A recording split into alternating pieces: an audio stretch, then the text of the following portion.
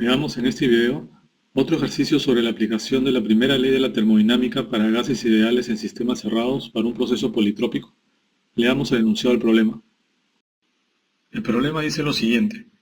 Un gas ideal en un dispositivo cilindro-pistón se encuentra a 0.14 megapascal de presión ocupando un volumen de 0.30 metros cúbicos. Mediante un proceso de compresión siguiendo la ley presión por volumen al cuadrado, el volumen del gas se reduce a la tercera parte y simultáneamente el sistema transfiere a los alrededores 6 kJ en forma de calor. Se pide calcular el cambio de la energía interna en este proceso en kilojoules. Bien, comencemos realizando un diagrama del problema. El problema nos dice que tenemos inicialmente un gas ideal dentro de un cilindro pistón. La presión de este gas en este estado inicial es de 0.14 megapascal y el volumen inicial es de 0.30 metros cúbicos.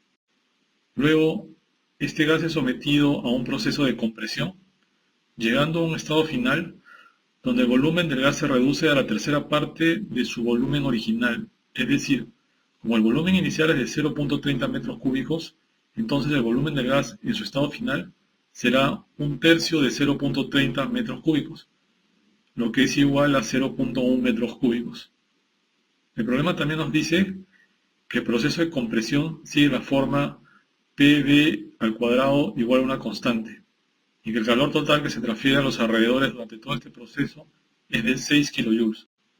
El problema nos pide que calculemos el cambio de energía interna para este proceso en kilojoules. Bueno, ya tenemos nuestro diagrama. Lo primero que tenemos que definir es el tipo de proceso con el que estamos trabajando en el problema, es decir, si es un proceso isocórico, isobárico, isotérmico, etc. Eso es lo primero que tenemos que hacer, definir el tipo de proceso con el que vamos a tratar, porque una vez que conozcamos el tipo de proceso, podremos saber qué fórmulas podemos aplicar. Este problema nos dice que el proceso sigue la ley presión por volumen elevado al cuadrado es igual a una constante. Cada vez que nos den un proceso que sigue esta forma, presión por volumen elevado a la potencia C es igual a una constante, estaremos hablando de un proceso politrópico. Los procesos politrópicos siguen la forma presión por volumen elevado a la potencia C igual a una constante. Ahora aquí he agregado algo más.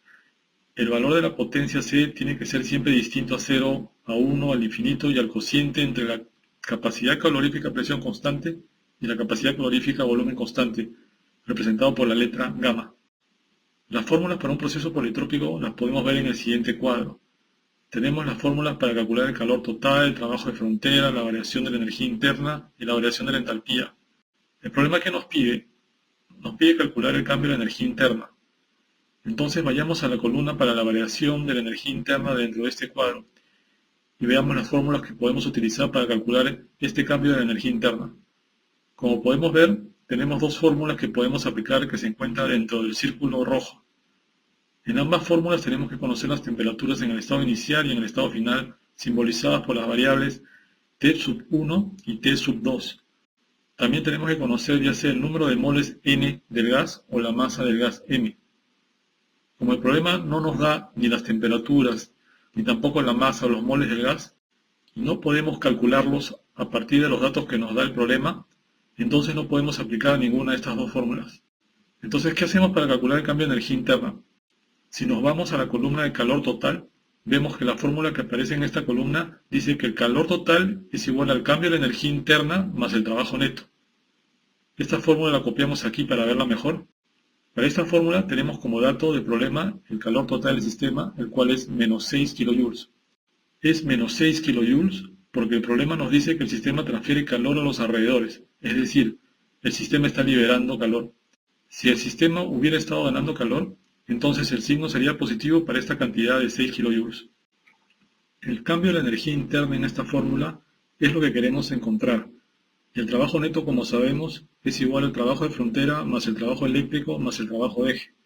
Como no tenemos ni trabajo eléctrico ni trabajo de eje en este problema, nos queda que el trabajo neto es igual al trabajo de frontera. Entonces, será cuestión de calcular el trabajo de frontera para este proceso y de esta forma, conociendo este valor para el trabajo de frontera, despejando encontraríamos el valor para el cambio de la energía interna. ¿Cómo hacemos para calcular el trabajo de frontera? Si nos vamos a la columna de trabajo de frontera, vemos tres fórmulas. De acuerdo a los datos que nos da el problema, la fórmula que nos conviene utilizar es la primera, y que la estamos resaltando con el cuadrado rojo. ¿Por qué? ¿Por qué utilizaríamos esta fórmula y no las otras dos? Porque el problema nos da los valores para la presión en el estado inicial y los volúmenes en el estado inicial y final. Y también tenemos el valor para la constante C. Lo que nos faltaría conocer en esta fórmula es la presión en el estado 2 o estado final. Ahora, para poder conocer esta presión en el estado 2, vemos que tenemos estas relaciones que se encuentran dentro del cuadrado rojo en la columna que dice transformación. Estas son relaciones para la presión, el volumen y la temperatura entre los estados 1 y 2 que ocurren solamente en procesos politrópicos. Dentro de estas fórmulas, para hallar la presión en el estado 2, vamos a utilizar la primera de ellas, la cual nos dice que la presión en el estado 1 multiplicado por el volumen en el estado 1 elevado a la constante C es igual a la presión en el estado 2 multiplicado por el volumen en el estado 2 elevado a la constante C. Como podemos observar, la constante C vendría a ser 2, porque el volumen está elevado al cuadrado para la ley que sigue este problema. Esta fórmula la copiamos aquí y queda como lo estamos viendo. Reemplazando los valores para la presión 1, para los volúmenes y la constante C, nos queda lo siguiente. Luego le damos al cuadrado los volúmenes en el estado 1 y 2 y tenemos lo siguiente. Los metros a la sexta se eliminan y despejando la variable P2, nos queda que la presión en el estado 2 es 1.26 megapascal.